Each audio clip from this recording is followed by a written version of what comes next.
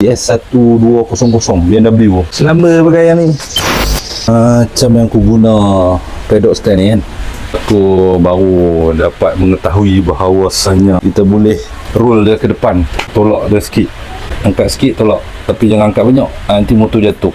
Motor dalam keadaan tongkat masih bertongkat tepi, dan kita boleh tolak untuk kita nak ejah kaki kan. Angkat sikit je, kalau boleh hati-hati lah.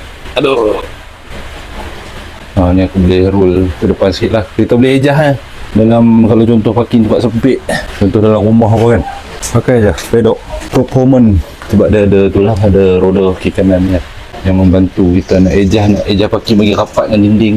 Just tolak je, angkat sikit, tolak.